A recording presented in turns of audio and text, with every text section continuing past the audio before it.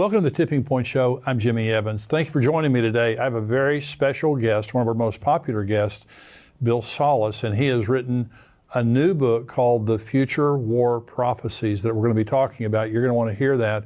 Before we get to Bill, let me just say we have our prophecy conference coming up on September the 16th at Fellowship Church right here in Grapevine, Texas. We have a killer lineup of speakers that day. It's going to be a fabulous conference.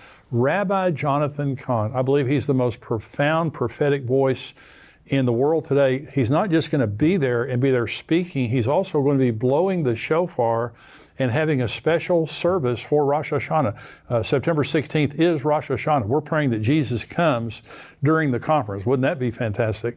And so we're going to get together. We're going to encourage each other, hear some great teaching. Dr. Tony Evans, one of the greatest teachers in the world today, is going to be there teaching on Bible prophecy.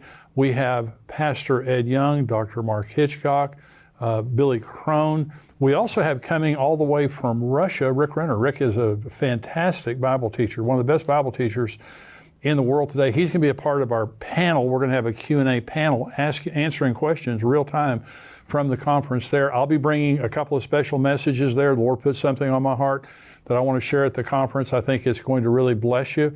But I guarantee you one thing, you're going to leave encouraged. You're going to leave with a better understanding of what's happening in the world right now. September 16th. And by the way, if you're a paid subscriber to endtimes.com, you get a 50% discount. And so we also have the live stream. And so it's $49 for the live stream. If you're a paid subscriber, you get a 50% discount off that. We would love to have you be a part of the conference, but it is coming up now very quickly. So you need to sign up right now, endtimes.com. We want to have you be a part of the conference. Well, I'm excited today to have joining me on the show a very popular guest, Bill Salus, is best-selling author and end times expert.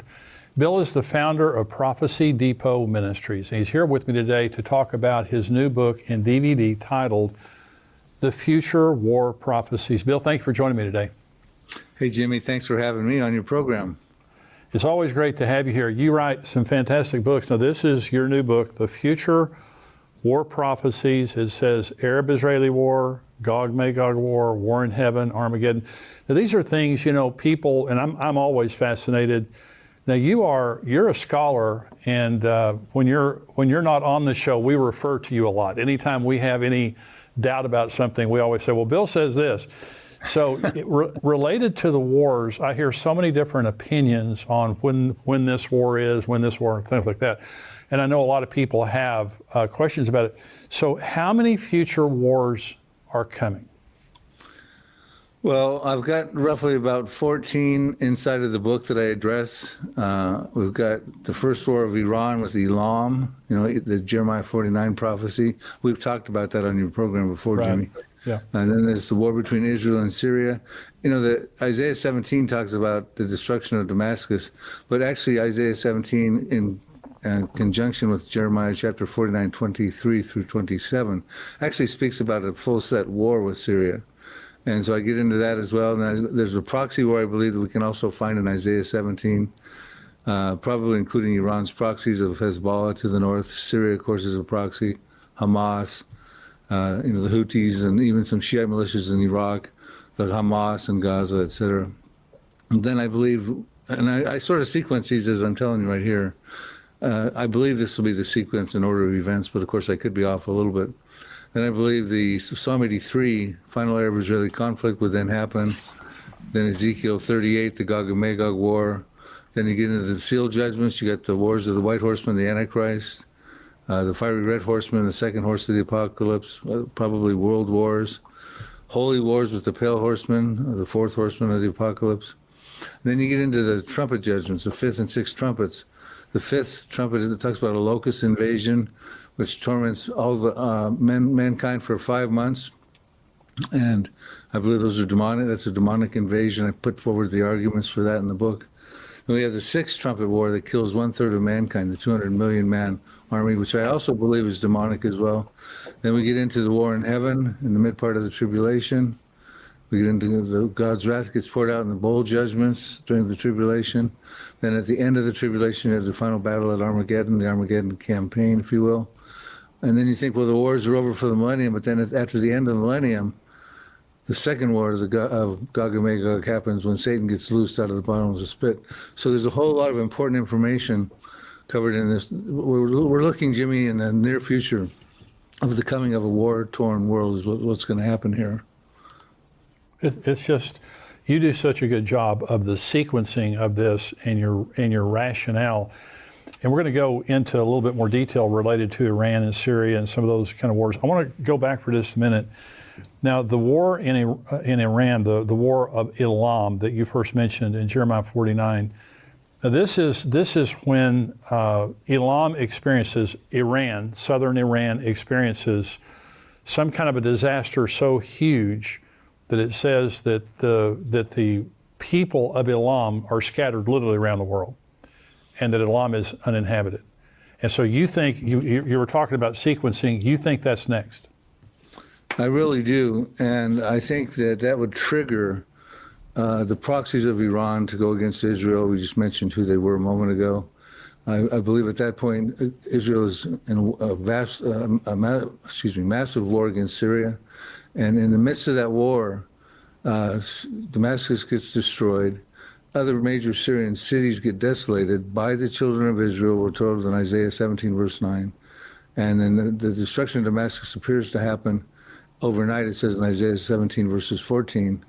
One night you see him speaking of Damascus in the masculine pronoun, but in the morning he is no more. It sounds like they get probably a nuclear weapon takes them out.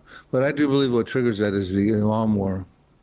Well, they practiced, the Israelis last year, their chariots of fire, military exercise between all of their branches of military. They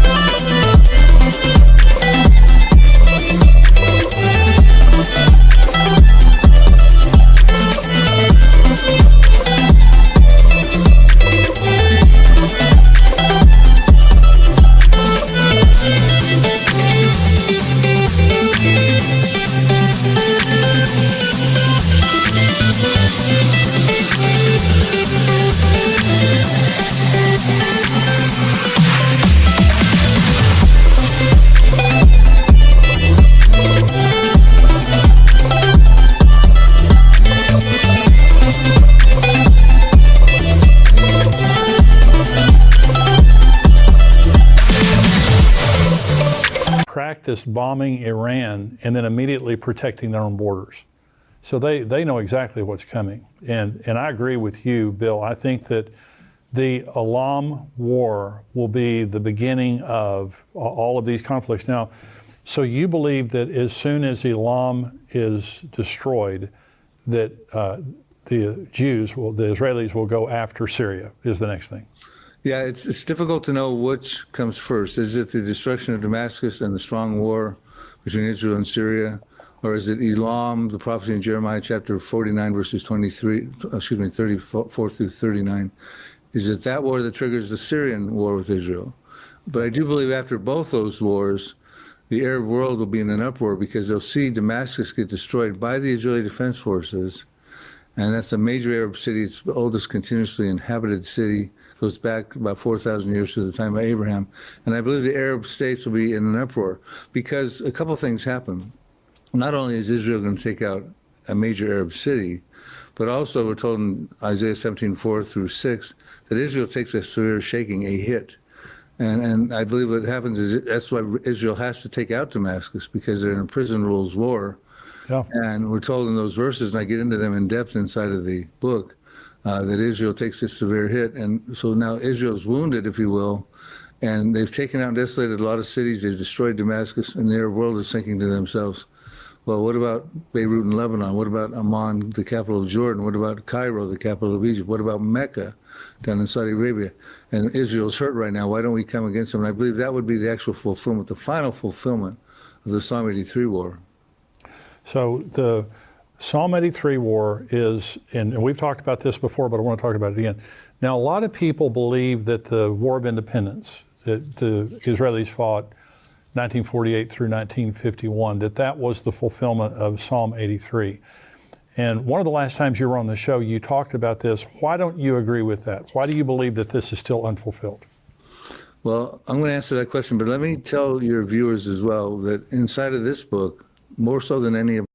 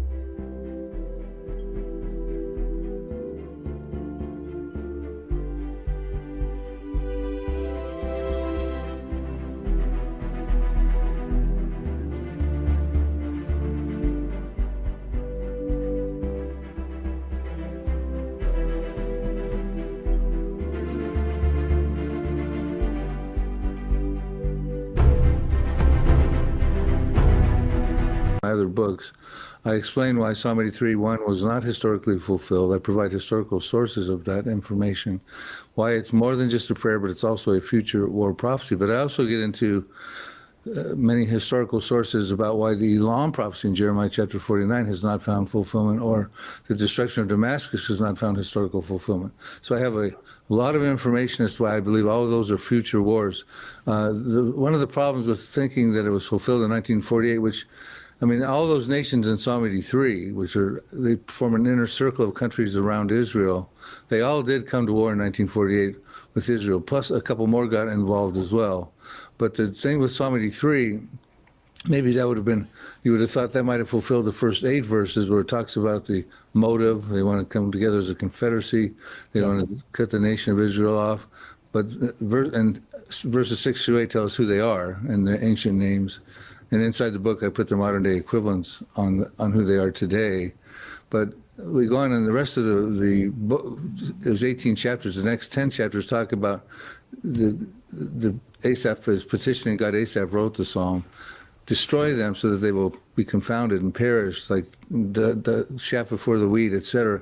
And he uses examples of how God stepped in the book of Judges with Gideon to help him win over the Midianites, and with Deborah, the prophetess of Israel at that time, to win over the Canaanites.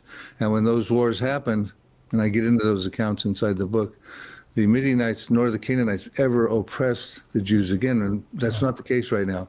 We're looking at a situation where Psalm 83 happens. The Israeli Defense Forces will decisively defeat their enemies around them, and they will never oppress Israel again. Hey, thanks for joining me today. We're going now into the subscriber-only portion. I want you to become a subscriber for $7 a month, and you can get the entire Tipping Point show plus everything else we do here at endtimes.com. Go there, endtimes.com, become a subscriber. God bless you.